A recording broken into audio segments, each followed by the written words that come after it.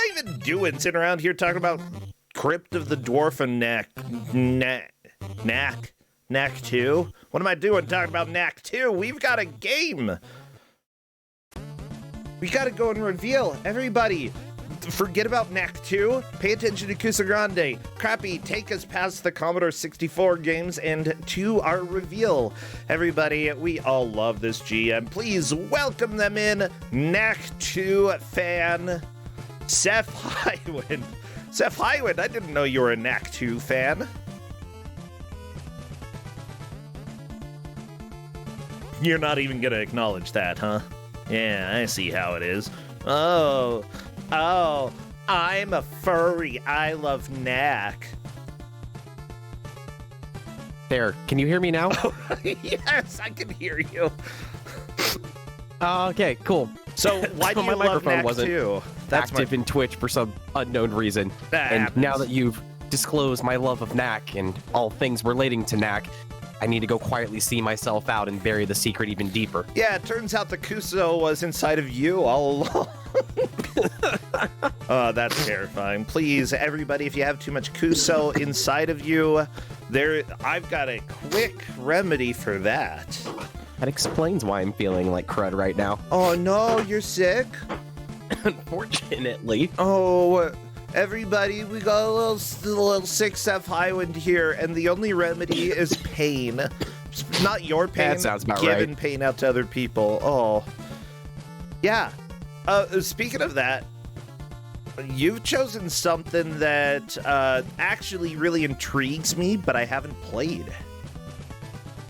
I love hearing you say things like that because that just warms my heart up so much. Well, here's the deal. Like, the games that follow this style, especially the Super Nintendo game that is sort of a prequel to this, I suppose. Oh, Sav, you sound so sick. Oh, He's good. He's good. Is good? It's better than like 2 weeks ago where it felt like somebody was stabbing my throat with daggers constantly. So a small cough is way better than whatever I had like 2 weeks ago. That happened once. Stabbing in the throat. Yeah, okay, so I'm glad. I'm glad that you you just have a little bit of the chronic cough coming off of being a poor little sick boy.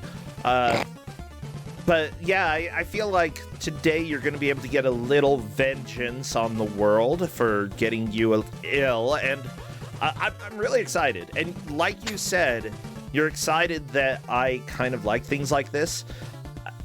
Here's the deal. Like, I played, I will call it the prequel on Super Nintendo, and I love it. I still want to beat it one of these days. I think that the Nintendo version of that prequel is much worse. But, like, See, yeah, I people will don't always like say them. that in terms of like the prequel, I think the Genesis prequel is probably the best of the bunch. Why? Because it's not a top-down game and it's a platformer? It's a platformer, yes, but it actually really closely follows the book and the movie and actually has like locations from both. Look, I Plus, liked the main character uses nothing but like, like knockout rounds instead of going out with like bolas, a shotgun, a rocket launcher. It fits the main character more than... Yeah, but in the Super Nintendo version, you had the first-person shooter sections. This is true. And also the best elevator music. Like, that... Holy cow, the elevator was so good. I think chat might know what we're talking about. I think the only other game that had elevator music that rivaled that one was Conker's Bad Fur Day in the Teddies section. I've never played that game, but I might have to. Wasn't it, like, rated XXX, illegal? And all they did No. was say, like, nuts a whole bunch. No, it was a good old-fashioned rated M game. Rated M. Well, this game, honestly, I don't think it's rated M because they probably don't have any gore here. What do we have? We are playing Jurassic Park 2: The Lost World on the Sega Genesis. Look at this dinosaur. He doesn't have any front teeth. He's just got the side teeth. That's a little concerning. She just has the side teeth. Tiffany is glad to see people. She's a smiling. She's ready to go. Good for Tiffany. I'm glad that she exists. Well, everybody, the players are going to have 1 hour to try to make as much progress as they can in this game. A little bit of a concern is that games like these tend to be a little less linear, although I have a feeling you've got a better idea for what we can expect than I do. So I'm just excited because I've never actually played this game. I used to rent this game a lot from Blockbuster because I was and still am like a massive Jurassic Park fan. It threw me off completely with how this game will have like a top-down perspective, but it was definitely a game that was just like, no, I need my Jurassic Park fix. I need more. Yeah. By the way, yeah, Jurassic Park. One thing. What was I gonna say? I'm having a hard time brain today. Brain is like, no, not gonna do this. I'm right there with you. Yeah, the thing is.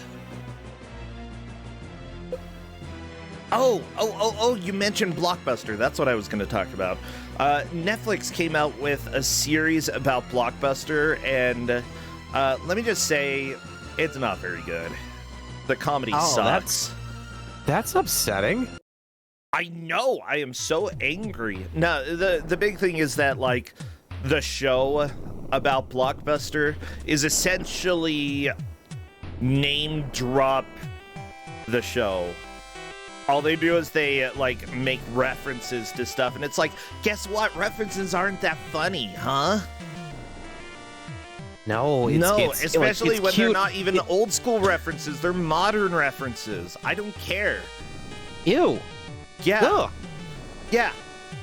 You cannot, unless you're Saturday Night Live, you cannot, well, they still can't. They can't get away with it. But you can't, like, even seem credible if that's all your comedy is. Like, sure, you can have a few references, but all of them? No. Dumb. That's what I'm going to go ahead and say. That show, I'm probably going to try to watch it a little bit more, but it is a very disappointing show.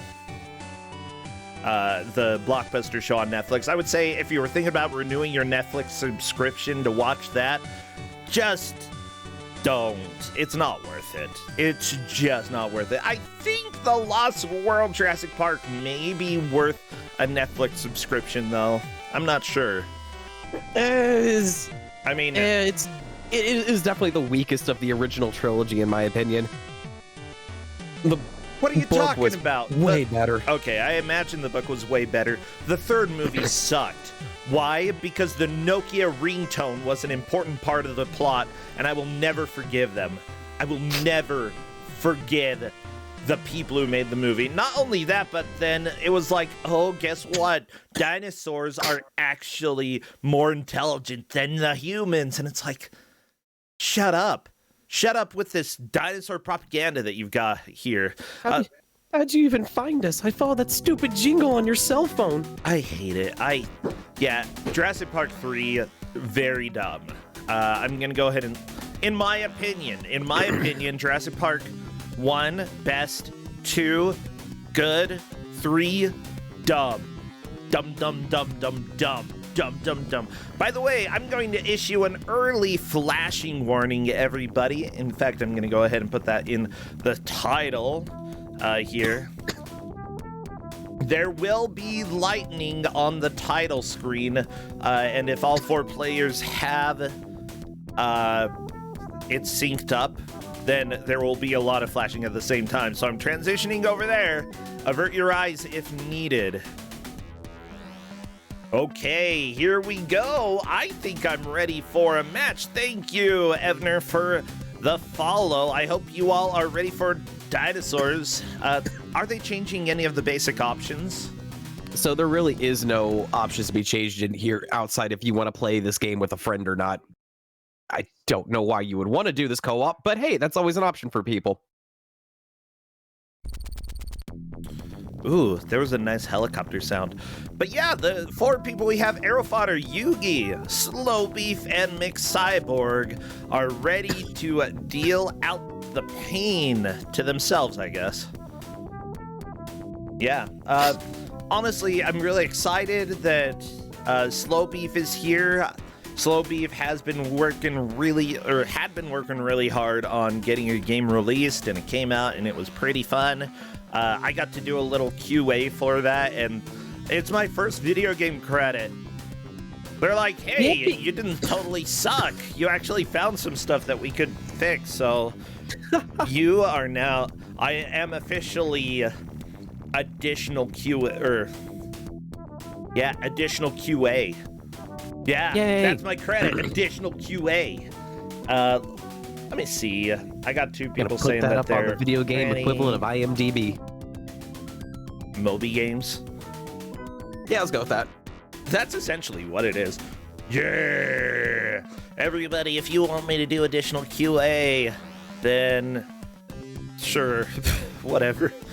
It was more a volunteer thing. He wanted some people to get their hands on it and to try it out, and I was like, oh my gosh, can I do that? He's like, okay. And then I made a full spreadsheet and listed every single thing and took pictures, and I made video clips of things that happened, and so that they could easily go and fix things. And that's how I do QA. Yeah.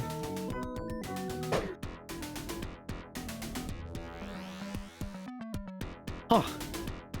Yeah. If you are ever doing work for somebody and you have not made a spreadsheet, are you actually working? I don't think so.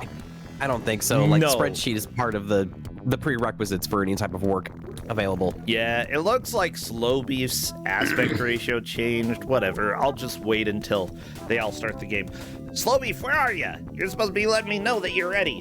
Slow Beef. Slow Beef. Slow Beef. Beef up the slope. It's the slowest beef right now. Oh my gosh, there's so much for me to do. Like, wait for Slow Beef. Yeah. People are in chat are asking why can't they vote for the dinosaurs? The dinosaurs, they never win. There's always a meteor. Okay?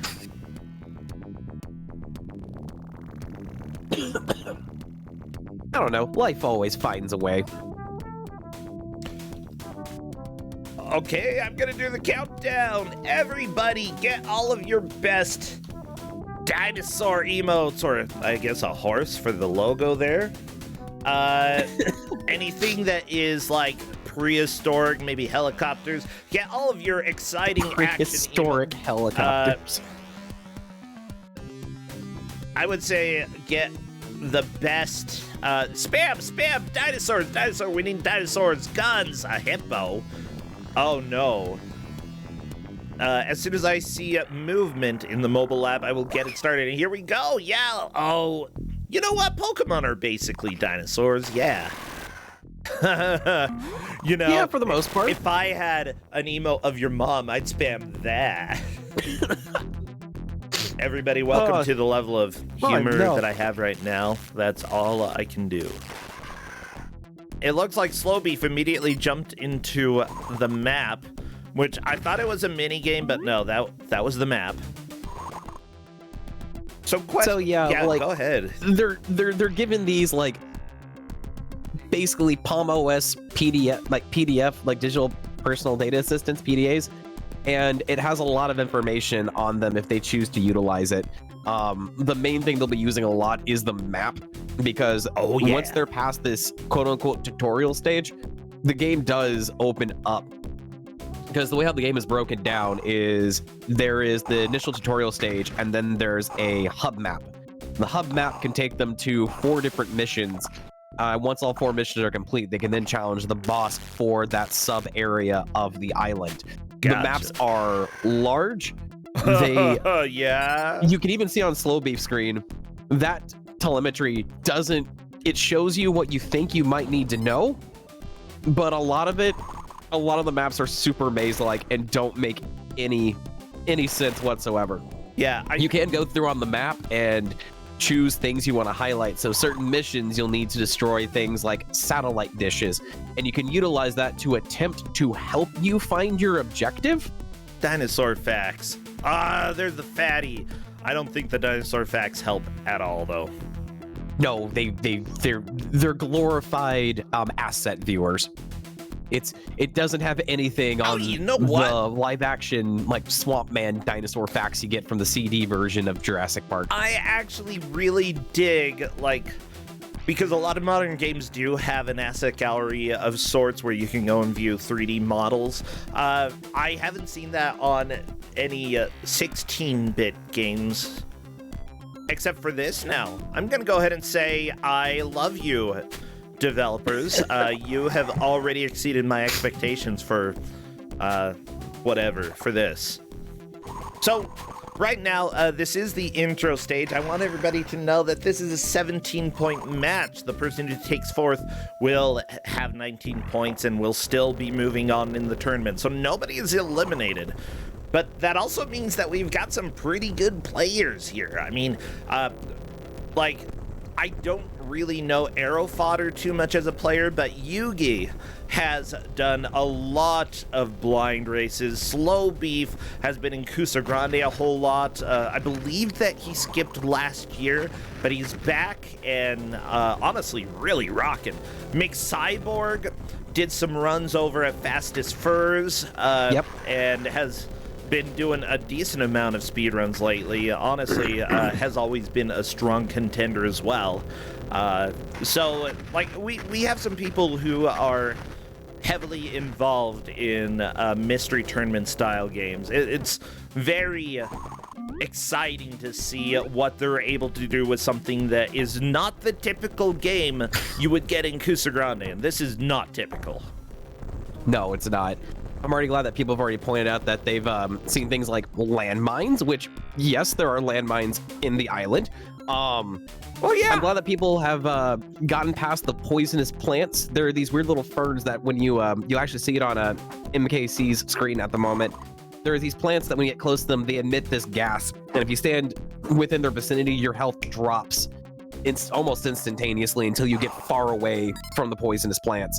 So everything is out to kill you, not just the dinosaurs and the engine hunters that occupy the space. Yeah, I'm trying to remember what the story is for The Lost World. I do know that essentially there's this island that has been overrun. It used to be a tourist attraction, but it's overrun, and you're sort of showing up. I'm not sure if you're like cleaning up the mess per se.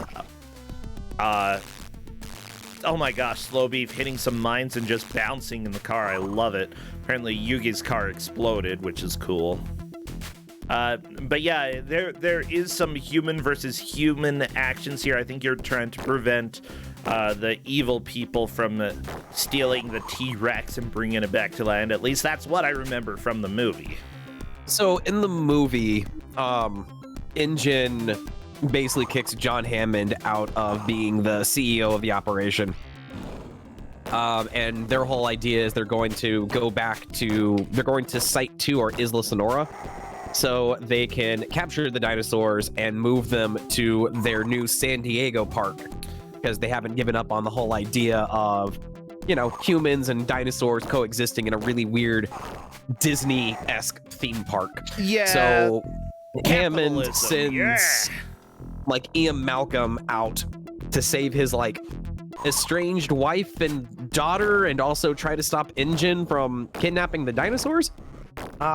In this game, I believe you are just a normal Engine agent, trying to protect the dinosaurs from being captured by the Biosyn goons, which has always been the main antagonist of the Jurassic Park films. Yeah. I do really enjoy the aesthetic of the games. I really like the top-down view. Again, I was a huge fan of the Super Nintendo game, which people say is definitely Kusog7ande as well, and I think I kind of agree with that. It's got problems, but especially with how many messages pop up and cover the entire screen while you're trying to play it, it's a mess. But I kind of love it at the same time, and I rented that multiple times when I was a kid. Loved it. See, I never had a Super Nintendo growing up. I had an NES and Genesis, so I mostly played the Genesis Jurassic Park games. I'd never really got a chance to The check out platformer the is SNES really good versions. though. Like, Oh, I people say a lot that like the Genesis games are Kuso material. I don't really think of the first one as Kuso material. Definitely Rampage Edition, due to that game having no password system whatsoever. So if you lose all your lives, you're kicked back to the very beginning of the game. yeah.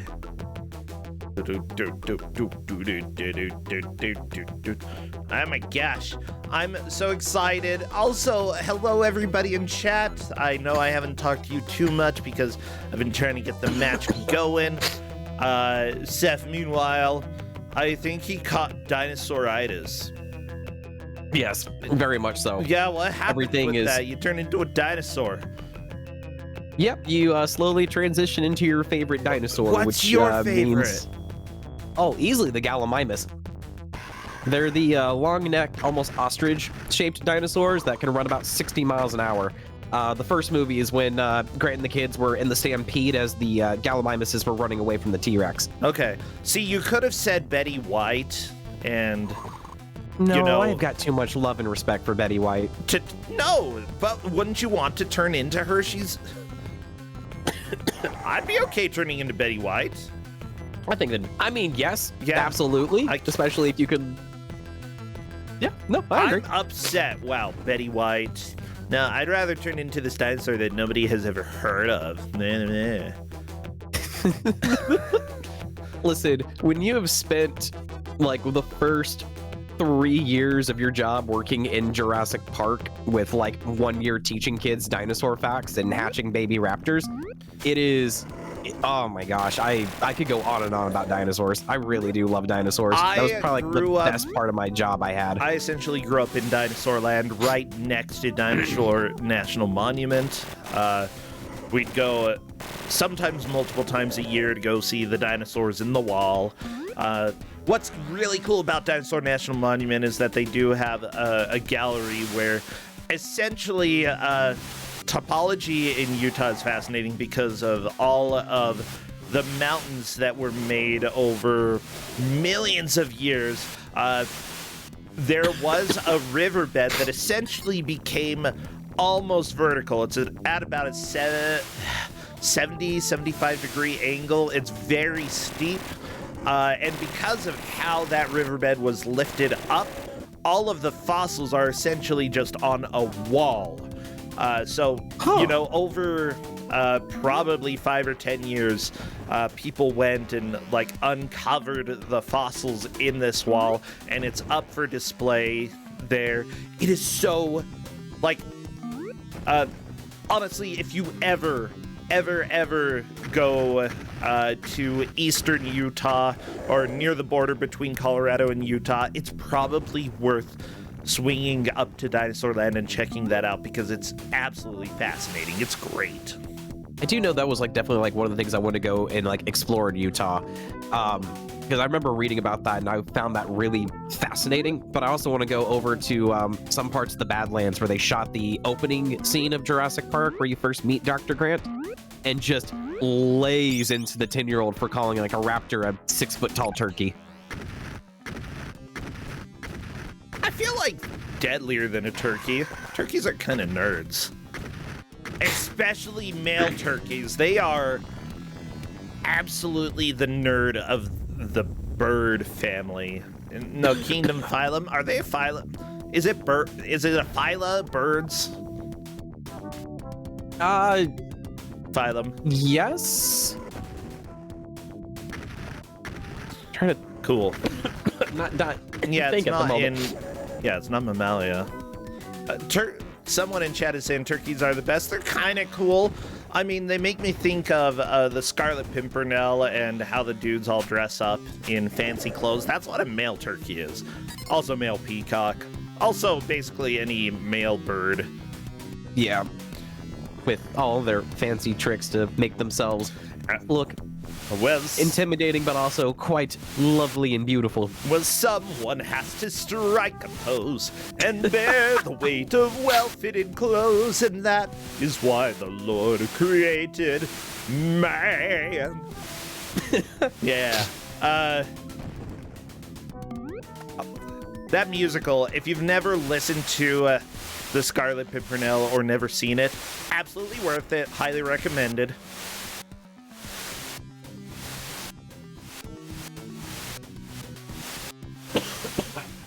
So it's definitely interesting that all of our players decided to go into the cave rescue mission, because there's 2 other missions they could have chosen from. So on one hand, it's easier to tell who's making the most progress now than having to sit there and see who is doing all the different stages at random. So we got that going, but yeah, interesting. Because they have like 2 other missions they could have chosen from within the map. Yeah, how are you counting progress here? Stages beaten, since the tutorial stage is considered one stage, you have to beat the 3 stages per site to unlock the boss level. So it's really levels completed and then stage progression within is the easiest way to track this game. Sweet. Yeah, okay. So I apologize. I am going to be a little scatterbrained just due to multiple things happening at the same time. So if I go a little bit quiet, just know it's because my brain's everywhere. My brains! Anybody want some brains? So you're juggling this and getting ready for the next match too, aren't you? No, I'm totally not getting ready for the next match. I'm doing something else. What are you talking about, Seth? What are you talking about? I am totally not the GM for the next match. Totally not. You've got food and stuff you need to cook. Yeah, yeah, food. All of that. All the food. We're gonna cook some food. We're gonna eat the food. Eat the food. Just like Tina, the llama on Napoleon Dynamite. If you don't know about her, she is a good llama. And that's actually really close to where I live right now. I live next to all the cool stuff. Okay, dinosaurs. Tina, the llama. I'm gonna say dinosaurs, llama. That's about it, actually. Yeah. I honestly, what's weird is that, like, where I grew... Okay, I grew up in a very religious community, but what's weird about being with a religious community where there are a lot of people, like, within the religion who do not believe that, like, the Earth is older than 6,000 years, and then living literally right next to Dinosaur National Monument, is that a lot of people had a lot more willingness to be, like, to not take everything so literally. Which honestly I think is a pretty decent way to address it, you know. There were people who thought, oh, well, the way that the Earth was created, it was created 6,000 years ago, but it was created from planets that God blew up before that, and that's why there are fossils. Wait, and it's like, what? Why did you blow up Dinosaur Planet? I want Dinosaur Planet! Jeez. I mean, depending on who you talk to, either people enjoy Dinosaur Planet or people can't stand Dinosaur Planet. Yeah, Are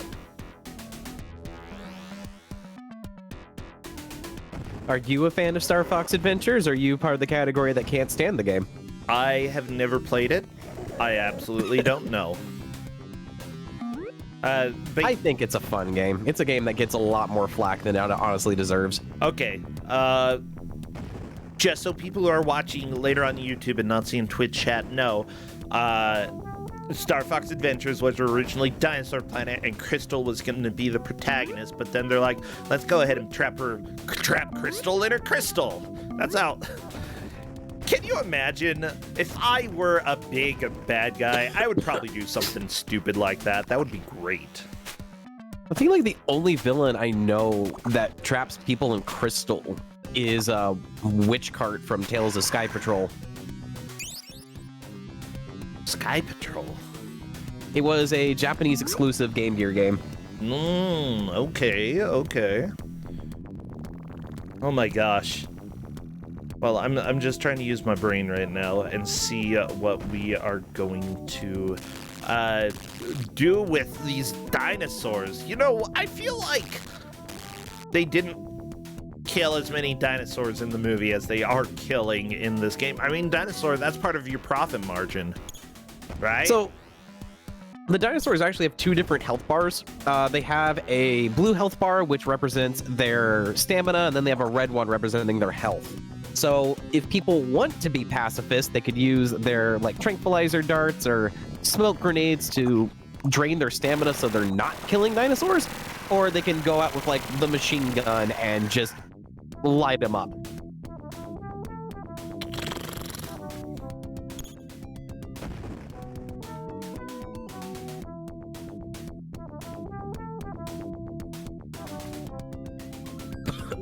Yeah, honestly though, I feel like Malcolm would have been fine killing some of the dinosaurs. Like, he'd probably be upset that he killed the dinosaurs, but that like they shouldn't have been brought to life anyway. Well, let's go ahead and get rid of them. Did I just snore, mystery to me? No, I didn't snore. I'm not falling asleep. How could I ever fall asleep during a horror movie? Actually, Seth Hywood, speaking about scary movies, I saw the original Jurassic Park in the theaters, and I guess there was one part that scared me so much I jumped over the back of my seat, and I think my part of my family was sitting behind us, so like went and hid with them, but they thought that was pretty funny. I also think that I've partially fell asleep during Jurassic Park because there was a long time in my life, like, whenever I watched a movie past 9 p.m., I would fall asleep. It doesn't matter. I'm going to be sleepy. Yeah. I'm trying to think of, like, what part in particular would have done it in. I mean, I'm assuming, like, the first T-Rex encounter where the T-Rex, like, flips over the Land Rover Discovery and, like, almost crushes the kids to death inside of it? Or was it like the raptor scene in like the kitchen and the offices? I think it was with the T-Rex. It had to be with the T-Rex. Holy crap. Like, seriously, seeing that movie in theaters, nothing had that much, like, quality, like, with a very popular movie. It was top-notch animation that they had, and you know, they had some computer effects but a lot of practical effects as well, just because CGI sucked at that time. So like making a CGI T-Rex, it's gonna look like, how do I describe it, like some of those really weird kids animations that are on YouTube, you know, like Finger Family. It would have looked like the Finger Family dinosaur movie, and I don't want that, okay? That's why they made like robots, dinosaur robots, okay, and puppets and stuff, so that they avoided Finger Family dinosaur movie. That would suck. I mean, I will say that the CG that was used in Jurassic Park still honestly stands up to this day. Like, I still get chills when they first see like the brontosauruses like feeding, when John Hammond first brings them to the island. Just seeing that majestic creature, and you know, Grant Sattler and everyone just staring in awe, it still sends shivers down my spine. It's such a well done scene, and it still looks very believable to this day. Yeah. Like, I know when they were doing production, that T-Rex scene in the rain, they had a lot of issues with the practical effect they were utilizing for the T-Rex. Because of the amount of water they were using for the rain scene, the T-Rex would actually get waterlogged and almost, on multiple occasions, fell on top of the actors while they were trying to get things set up. Well, I mean, if you're gonna be in a highly intense movie with a lot of practical effects, like, you're gonna have some days that are a little bit more of a struggle, you know? There's some days that you might just be, like, completely soaked wet for a couple hours. As long as they, like, give you a warm blanket on occasion, and maybe some coffee to heat you up. then that would be nice. But I feel like, for better or for worse, you know, movie production and set locations have definitely become better for actors, but at the same time, I do miss a lot of practical effects, and I think it would be cool.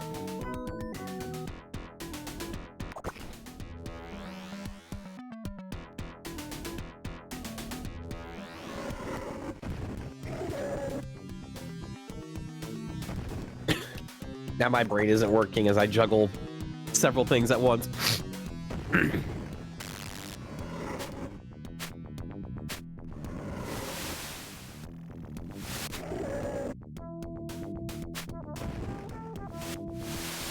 Okay.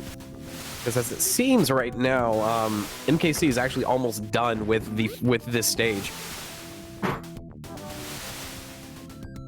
Yeah. Let me go ahead. Unfortunately, this does turn into an escort mission for the very end of it. Because everybody loves a good escort mission. It's not great. It's not great at all. Okay, well, let me go ahead and just, I'm sorry, I'm trying to do too many things that have nothing to do with the next match. We are about 23 minutes into the game. How many missions have people completed? As of now, everyone's only completed one mission. So we're currently keeping track of who got to the escort part of the mission first, which I want to say is going to be MKC, followed by Yugi, followed by Arrow. Okay.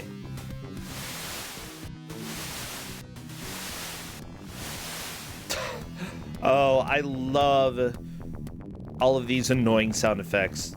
JK, they suck. While you're playing the game, it probably doesn't matter too much, but whatever, I'm still going to complain about it. It doesn't matter too much, but you still have to, unfortunately, deal with them over and over, especially in the cave where you get, like, the sweet sounds of the constant streaming of the vents and all your weapons with the dinosaurs at the same time. You just gotta enjoy the stock sound effects they pulled for this glorious, like, late Genesis. I actually think this was the last game released on the Genesis since it came out in '97. Really? Actually, that's very late. Holy cow, because the Genesis came out in '89, right? Yeah. Came out in '89, with it really finding its footing in like '91 with games like Castle of Illusion and the first Sonic the Hedgehog game.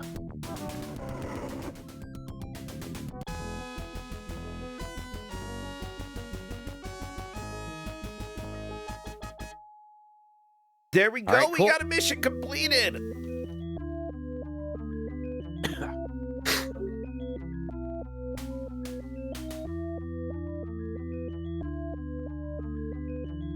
Okay, so yeah, with that, Arrow is now in the lead. Sweet.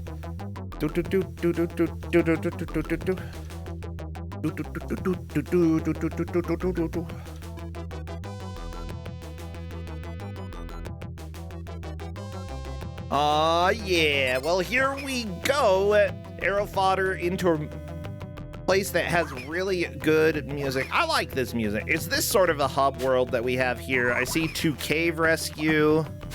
Yeah, so Okay. where Arrow is right now is the hub area. This is where you're going to access your missions. And then once all these missions are done, you can go to the last area, which is the boss fight.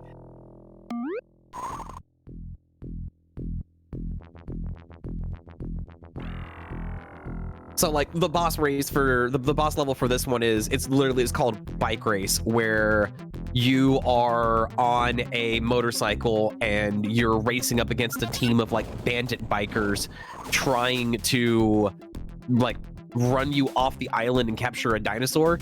So you need to eliminate all of the bandits first and then catch the dinosaur yourself.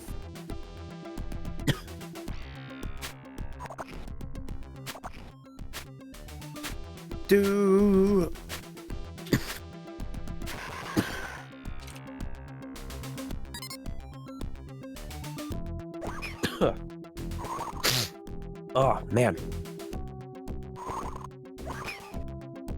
Also known Slow is now on the escort part of the mission, which thankfully I know someone in the chat asked if the escort can die. Thankfully, no.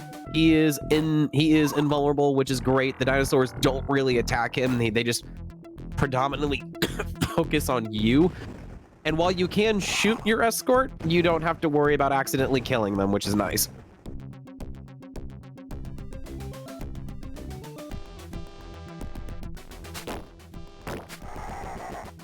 All right, and with that, MKC is finished the cave rescue mission.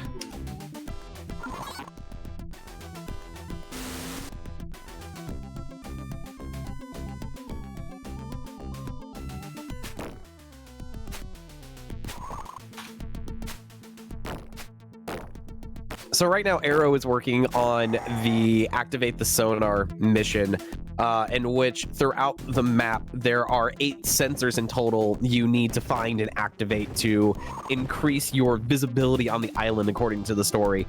The map is a little mean. There's a lot of terrain changes, and your mini-map doesn't really help indicate where those terrain changes are. This is also where you get to deal with enemy bunkers, which will lob grenades at you constantly, which can lead to several infuriating moments, as well as an entire section with the deadly poisonous plants that sap your energy.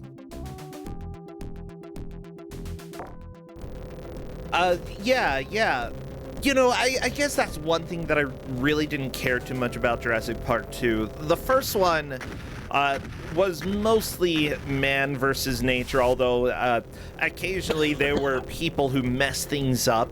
But it usually wasn't like, hey, we're shooting each other and trying to throw grenades at each other. No, it was just Dennis being like, you didn't say the magic word. And it's like, oh no, the tech guy made the electronics stop working and we can't fix it because of the magic word.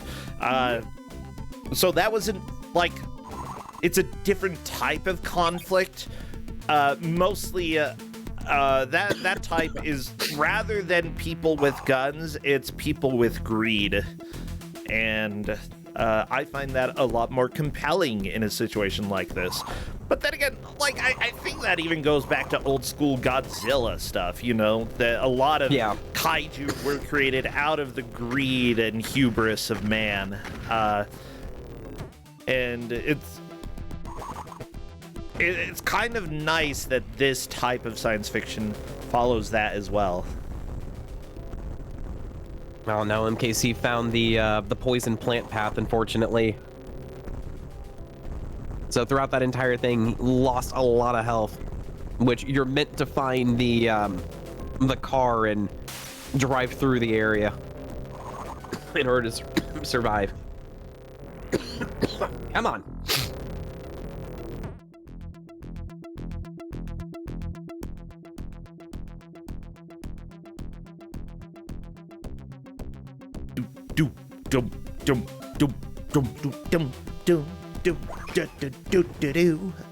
You know what? I'm trying to think, what type of dinosaur would I be? I don't want to be a Triceratops. I hated Sarah in Land Before Time, okay? She's a butt. I don't want to be a long neck because they're nerds. I think a pterodactyl, even though they're technically not dinosaurs per se, I don't care. I'm gonna go with the colloquial definition of dinosaur. Yeah, no, that's worth a pass. Yeah, no, definitely. I want to fly, and I want to be a lizard. It's the best of two worlds. Well, if you want to fly, then your choices would then be between, do you want to be a pteranodon or a pterodactyl? I don't really... Wait, let me see which one's cuter. Okay, pteranodon. Okay, those are kind of hideous. What's the difference? It's mainly one of them has almost like a ridge, like towards the back of the head, and the other one is more of a rounded head shape. I just want to be...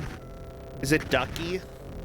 No, Ducky... No, Ducky was a Parasaurolophus. Okay, what did Ducky call the pterodactyl? Dude, what's his name in Land Before Time? I just want to be him because he's Petrie. Petrie. Yeah, I want to be Petrie because he's cuter than any of the depictions of pterodactyls that I'm seeing. They're all hideous. Okay, but Petrie was adorable. Oh, super adorable.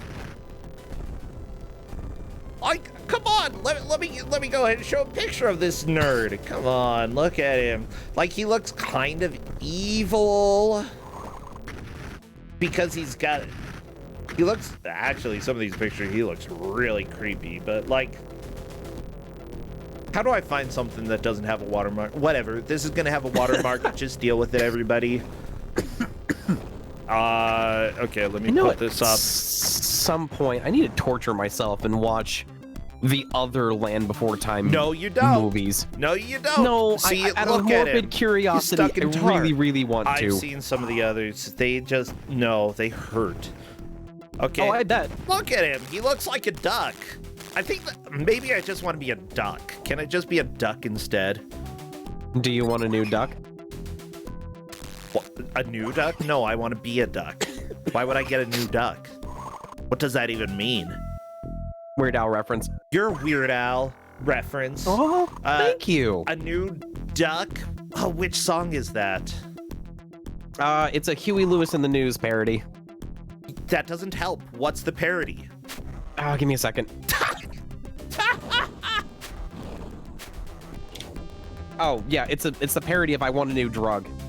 I Want a New Drug is the Huey Lewis in the News song, and I Want a Duck is the Weird Al version. I can't even remember either of these. What the crap?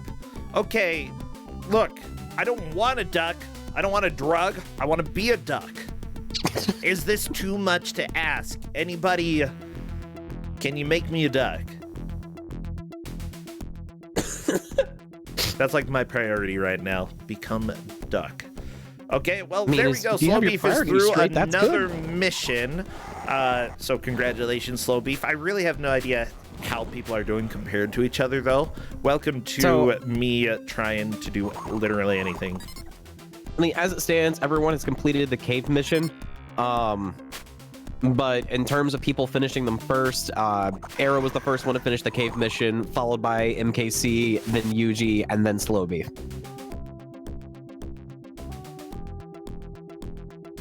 And it looks like Arrow, Yuji, and MKC have all chosen the Activate Sonar mission, so I'm curious if Slow Beef is also going to... Oh, yep, nope, there we go. Runs right into it. Perfect! I really like the Genesis audio in this, though. Like, we've talked a lot about the Genesis sound system and how one of the... Like, Sega developed a relatively easy way for people to make music in the Genesis, which is honestly why you get a lot of the really farty sounds. But I'm a fan of the farts. When I say that the Genesis is farty, that's not an insult, it's a compliment. All music should be farty. If you're not farting when you're listening to music, you're gonna feel all bloated. It's weird.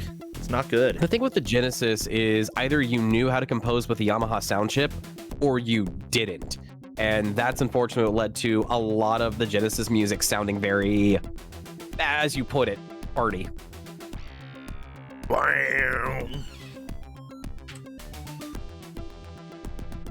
That's not just how I put it, that's the reality. Welcome to reality. Do you want some celery? I can't rap right now, sorry. I can't rap ever. I can't. I tried once and it failed miserably. Actually, I've done some like music games in improv before, and I like doing those. I'm actually fairly good at stuff like that. I've done improv. Oh my gosh, I've been both a singer and like piano player for improv stuff. It's fun. Yeah,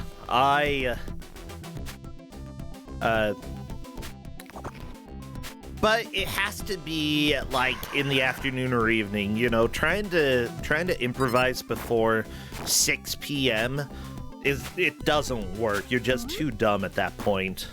Like, you're not necessarily smarter later on. It's just like you can at least make up some crap, you know. I know for me, it's like 8 p.m. is like when like my improv senses really start going like at full blast, which is great. I suppose so. Yeah, I'm trying to think. When do mine go full blast? Not right now. Usually in the evenings. Yeah. That's when. I mean, most of the shows that I had been involved with like started at 10:30 p.m. and went till midnight, which I think is a little bit late, especially for Utah. You know, how are you gonna get somebody in Utah outside after like 7 p.m.? It's so hard. It's like trying to put a cat outside. It's not gonna happen. Okay, if the cat doesn't want to go, you're gonna bleed. Unless you throw the cat, and then you might not bleed. Gotta make sure they, you know, don't throw them on the lawn. That's a little softer. But don't put my cats outside. Okay, I don't have any cats, Chiron. I'm not gonna put my cats outside. Don't worry about it. I wouldn't trust my cat to go outside. I also would fear for his safety if he went outside. Yeah. Oh my gosh, our neighbors have some cats that occasionally get let outside, and the great thing is that, like, we thought we had a mint plant in front of our house. As it turns out, it is catnip. And so, like, the cats from across the sidewalk, there's not a street between us and the next townhouse. There's a sidewalk. Cat over there, you know, they just come over and like sit in the catnip plant, and it was adorable. I loved it. Oh, that sounds cute. Yeah, the cats didn't love us, but they loved the catnip plant. And then there were often like grasshoppers in the catnip hopping all around, and then like up until August or so, bees always flying around in the catnip plant. It often terrified anybody who was trying to deliver something to the house, but other than that, it was cute. I love it. Yeah. So, I was always a fan of seeing the cats go and play around in the plant. It's just cute. See, we've got 3... I can't tell if they are stray cats or if they are owned but outdoor cats in our apartment complex that will occasionally like lay on top of cars, which is adorable. I've found them multiple times just chilling on my roof like at 5 o'clock in the morning, and it's just, man, I love you, I really do, but I really could please Creepsicle, get off my car. I need to go to work, buddy.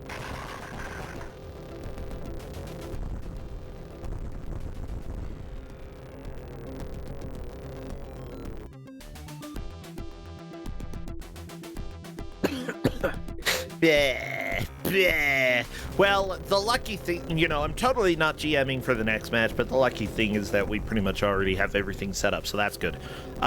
So I don't have to pay too much attention to them anymore unless they have questions, which somebody else is probably going to answer because I'm totally not the GM there. Slow Beef trying to run over this dead dinosaur. That's not very nice. Can you get like a saw out? Oh. I mean, it's like poking it with a bigger stick, and that stick has wheels and a V8 motor. Okay. Yeah, like, I feel like a bone saw might be an important part of the job. Kind of gross, but, you know, that's life. You are a dinosaur boy, okay? Being gross is just part of your life. Be gross, everybody. Be as gross as you can be. Well, don't go too overboard, because that's how bad things happen. But still. Oh my gosh. Seth, I've been watching the earliest seasons of Survivor lately. Because, oh my gosh, it's amazing how much the gameplay has changed. Not necessarily in like some of the challenges that they do and stuff, just in the way that like people approach how they're going to stay in the game and approach alliances and stuff. And it's so funny that like in these early seasons they always had like one immunity challenge that had to deal with eating something gross, and it's like, Yeah. I love how you're taking something that is like these other people eat it every day, and now it's time for these these slightly privileged individuals to eat it. But I mean, that was like the big shock factor of like the 90s with reality TV shows was, you know, there would always be like some episode or some challenge with disgusting food. I mean, hell, Fear Factor made it a point that the second challenge was always going to be something involving like bugs or disgusting food. Like, okay. I like the other things in Fear Factor, but I was always like, I hate that the second challenge is always they're gonna eat something gross. It's dumb. Who cares? I don't care, okay? I'm not afraid of that. I just get nauseous because of that, okay? That's not scary. Oh no, it's scary food that is officially edible. Shut up. Come on. Yeah, Survivor, old school Survivor, I don't think it's the equivalent to I'm a Celebrity, Get Me Out of Here. Essentially, it's like, there's a lot more of a focus on the survival aspect as well in early seasons of Survivor, where, like, people are just, like, almost nobody goes out there knowing how to start a fire. Yeah, because, like, matches. Isn't it like, here is our location, best of luck, do your own shelter, we're giving you provided well water and rice, if I remember correctly, and that's all you get. What's kind of fascinating is that in seasons 41 and 42, which it's currently on 43, okay, 41 and 42, they didn't get rice. Not only that, but every time that their tribe lost immunity, Jeff took away their flint. Oh wow. Yeah. Okay. So, like the latest seasons of Survivor have definitely gone a little bit more back to that survival aspect, and it's. But with that said, everybody can still start a fire pretty much because they've been practicing for this. They know that they need to. You know, people going out there are like, you know, I need to make it so that like starving isn't something that I have any chance of doing.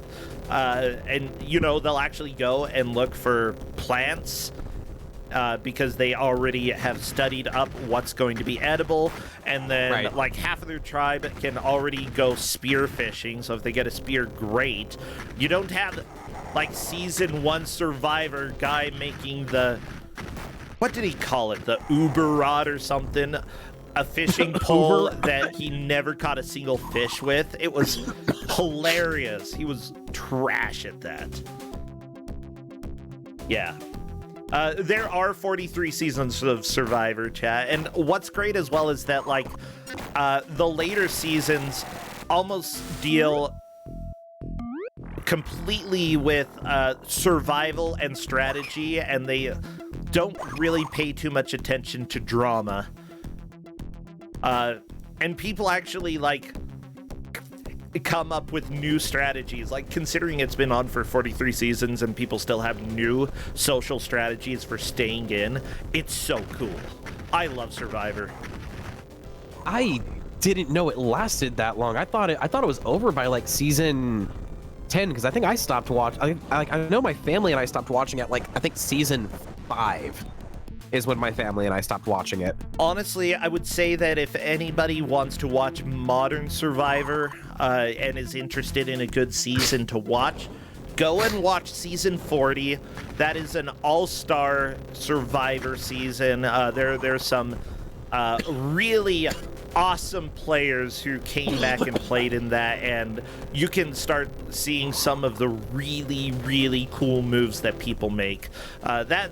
Yeah, season 40, extremely solid season, and a good representation of what the game has become since the beginning. Go and watch that. I will keep that in mind, because now I'm actually really curious. If you've got... I don't know if season 40 is on Amazon Prime. Dang it. Season 1 is. I decided, because I wanted to watch some Survivor, I got Amazon's Paramount Plus, whatever the crap it is, so that I can just turn it on and enjoy it. I love it. Not only that, but like the thing is, learning how to play a social game. If y'all are fans of like games like Mafia or Werewolf or the best of those games, Blood on the Clock Tower, that's essentially what Survivor is, except that it is much more difficult. And, you know, over the course of like a month that they're playing this hidden role type game where, you know, trying to keep secrets from each other, it's so good. I know I need to get back and watch the remainder of the first season and the rest of the seasons of the Korean TV show The Genius. The Genius? It's a really, really cool show where they basically have like these challenges that are meant to be very like thought-provoking, and they need to basically figure out how to like solve and win these challenges, and they basically bet money that goes into a centralized pot at the very end of it. Ooh. It's very intense. There's a lot of really good moments in it. I thoroughly enjoyed it. Just couldn't continue to watch it with my friend who was showing it to me just due to time constraints and whatnot. I know I'm doing a really terrible job at describing Genius, but it's really good. Okay, I'm gonna have to look that up. Oh my gosh, Justin mentioned to me recently that there's actually an Australian version of Survivor with like a younger bearded version of Jeff Probst, who is the host, and I really want to watch that now. I want to see Australian Survivor. Survivor Season 2 Australia did happen and was amazing, and honestly, I think the person who won Season 2 was fantastic, but I want to see Australian Survivor, not Survivor in Australia, okay?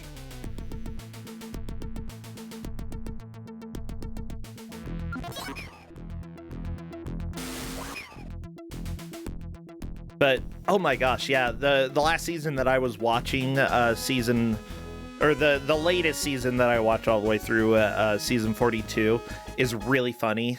Not really funny. Like, there was one challenge that they were doing in the water, and eventually Jeff Probst was like, we gotta stop it because you're all gonna drown, and he just like stopped the challenge in the middle, and like it was very apparent that it was becoming pretty dangerous for everybody who was playing. Like, I've never seen that happen before, you know, and for that to happen in season 42 and then to actually like cut out part of the challenge mid-challenge, that was really fascinating. But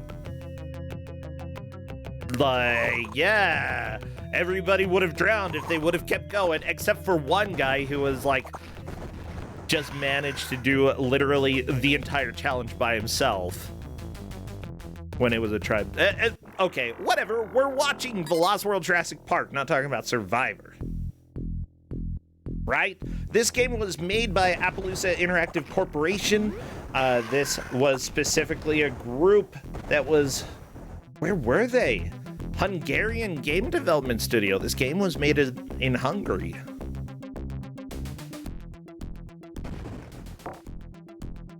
You know, I actually... I wouldn't have, like, nailed this down as a European developed game. That surprises me, Seth. Like, it doesn't give off the vibes that I usually get. You know, usually you can tell based off of the music or some of the gameplay elements here. But yeah, this is very atypical for a game that's developed in Europe. At the same time, like, a lot of shovelware games were made in Europe. But usually I think it was US Gold and Ocean that did those. I was about to say, I actually didn't know that they were a Hungarian developer, because yeah, it, like, when you look at the game, it does have a lot of makings of a, you know, almost like American-based studio.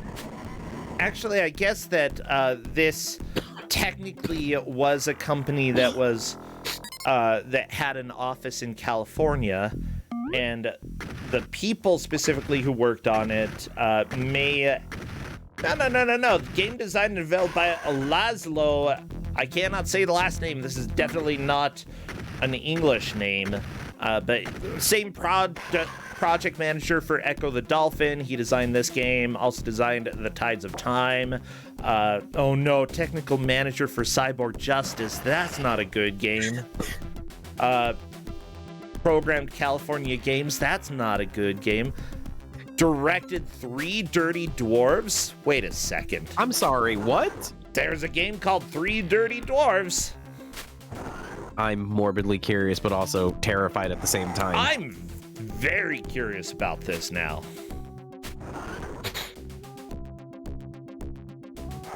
Oh, Chad is saying that it's a Liz game. Liz runs 3 Dirty Dwarves.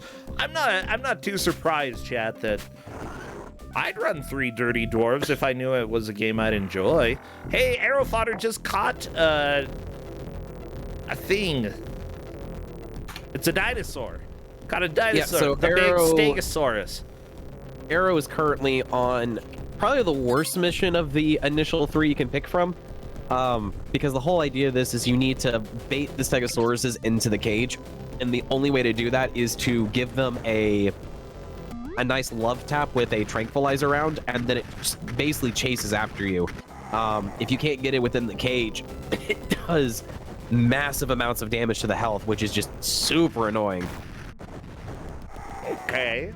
You know, I'm actually looking, like, a lot of people who worked on this game kind of were all-stars. I mean, you had Stephen Hutchins from Sega who helped with this game. It appears that some of the people directly from Sega did participate in making this game. Although one of the people who worked on it really appears to have worked with Data East at one point or another and then moved over to Sega, so that's fun. I don't know, like, sure, Data East has a lot of jank. They had a lot of good stuff too, especially arcade stuff. I'm wondering who made the music for this, though. That's my biggest question, and it was Attila Heger, who also made the music for Pinball FX3, which I've actually had on my channel for Don't Make Us Bored. Ooh. Yeah, some of the sound effects for that, Zen Pinball 2, one of the Airport Tycoon games, various Echo the Dolphin games, Wacky Races 2000. Like the Dreamcast one? Defender of the Future?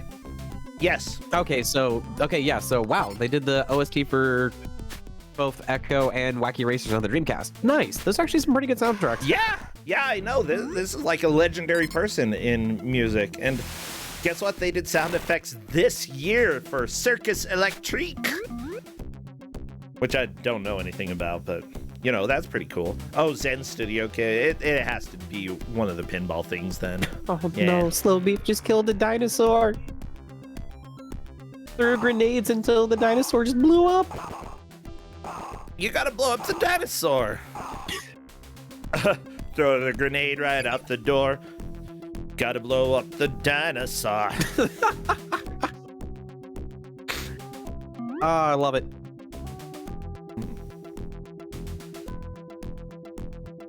Sensor activated. Well, that is just fan-freaking-tastic. Good job for activating that. What about the person who designed the level layouts here? I feel like the level layouts The level layout person needs to be just shot. Well, they did work on Skylanders. Lara Croft and the Guardian of Light. I think that was not one of the good Lara Croft games. Wasn't Guardian of Light the top-down twin stick game? Was it? Maybe. I think it might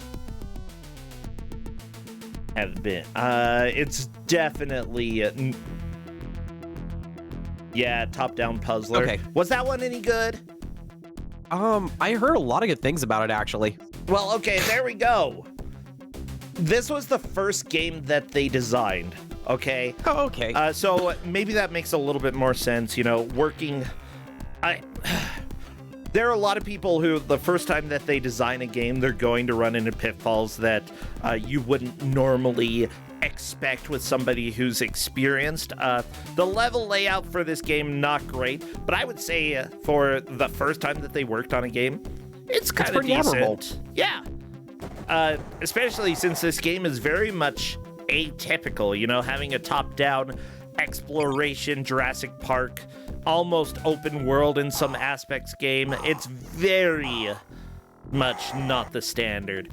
With that said, you know, you're gonna have to, you know, make some decisions for who has made the most progress. What is it looking like at this point? So as it stands, the official order is Arrow, Yugi, MKC, and then Slow Beef. Okay, gotcha. Now, nobody is getting eliminated today, by the way.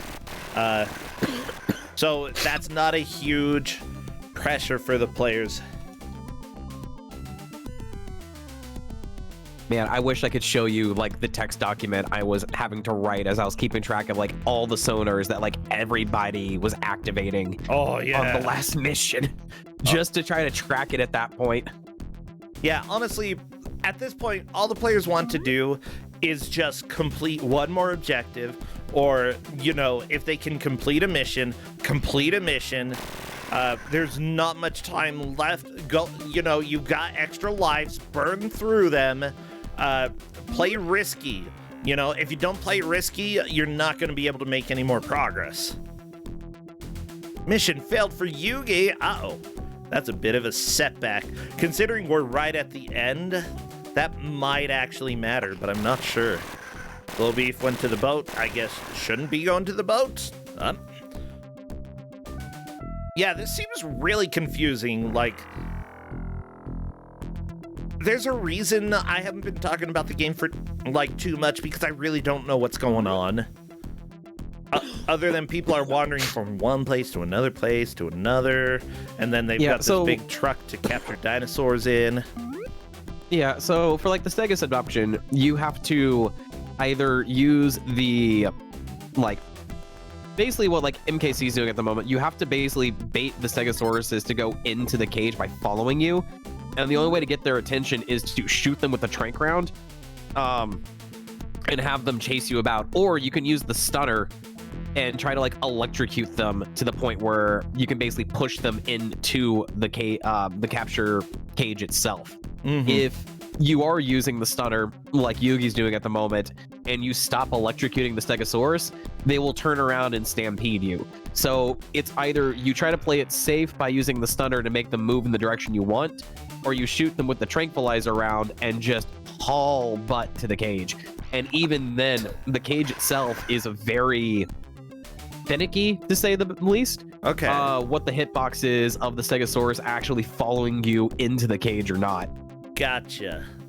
Well, I think, you know, we're in the final 30 seconds here. I don't think anybody is going to be able to make any more progress. Remember, as we discovered yesterday, occasionally we do have to go back and make a correction when it comes to the order of placements here. Just because we say an order here doesn't mean that it's always going to be right, and we will change things if needed. But we believe we have the order, and that is time. That is the end of this match, everybody. Throw your hands up in the air. Go ahead and you can do the dinosaur. Sure, do whatever you want. I can say that Arrow is definitely first. They were the first people to capture a Stegosaurus. I'm going to need to go back and watch the VOD for Yugi and MKC to who either caught it next or if anyone caught multiple Stegosauruses for this bit of the game. Slow Beef, unfortunately, is in the last, was not able to complete the satellite mission. So, oh geez, yeah. Well, that honestly was quite a bit of fun. I'll go ahead and welcome Arrow Fodder in to come and chat. Oh my gosh, Slow Beef is saying that their son was in the background and called it Grand Theft Dino. Huh? That's not a bad assumption there. It essentially is. Let me go ahead and welcome Arrow Fodder in.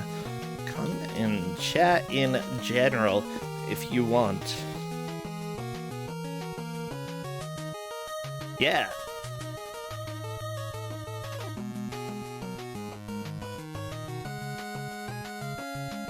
Yeah, we will have the order listed for the players in chat there. I'm bringing Arrow Fodder in. Hello there, Arrow Fodder, and congratulations! You have taken the victory today. Thank you, thank you. Yeah. Honestly, this game seems kind of fun. Like, it's hard for me to pay attention during the match just because, like, with 4 screens going on and everything looking about the same, I think this would be a more interesting game to just have one screen for me to watch, because I was lost. I was lost the entire time. I would not doubt that all of us were quite lost. Man, it's the lost world. I mean, especially on the mission where you guys were activating the sonars or the satellite dishes, everybody seemed like we're just getting confused and lost every single second. That sensors mission, until I figured out that you could actually select sensors as a thing to track. Yeah, that's true. And even then, it's like, I had 4 sensors left, and I went looking for them. I have 2 in the upper right and 2 in the far left. Like, crud. Which way do I go? You go the right... I don't know what the right way is. Yeah. I still had a lot of fun with this. Like, I played a lot of the Super Nintendo Jurassic Park game and did not do very good at all. I sucked at it so bad. I remember playing that one. That was the one with the first-person shooter inside the buildings, right? Yep. Heck yeah! I remember having to look. That was like one of the very earliest games I went to go look up on game FAQs to figure out what the heck to do. And did eventually manage to beat the game, but oh man, that was the SNES one was a trip. Yeah, I loved it though. Like, it had a lot of flaws. It had the notifications appearing over the action while you were playing, making it difficult to see what you were doing. It was a hot mess, but at the same time, kind of a mess that I loved. It's enjoyable. Oh yeah, definitely. Yeah. Was there anything that was, like, bad? How about explicitly bad? You know, this is a bad video game tournament, and while watching, I could see that, like, how big the world was. It was a little bit easy to get lost. Was there anything else that was a problem in this game? Yeah, I mean, how big the world was, not being able to zoom out on the map inside the menu, and then just, I think it kind of works with the game being, you know, getting jumped by dinosaurs, but getting jumped by a dinosaur and then trying to filter through the weapons. Having one button to filter one direction through the weapons, like, oh man. That's a huge pain. I mean, Super Nintendo, you had the shoulder buttons that you usually could use in order to go left and right, and that would have helped quite a bit. Yeah, if this had 6-button controls for the Genesis, might have been okay, but I mean, it's Genesis, kind of assumed everybody had 3-button controls. Did not splurge for the extra Pro controller or whatever. Yeah. It is a little kind of shocking that there wasn't a 6-button option, considering this game released in '97. It's so late. Absolutely late. Like, I wouldn't necessarily say that it's a good example of a game released this late in the Genesis life span. Like, it runs well. There's very little slowdown as far as I could tell. Like, I'd say technically it was pretty good. No, but very little slowdown until a ton of things appear on screen. Well, okay, yeah.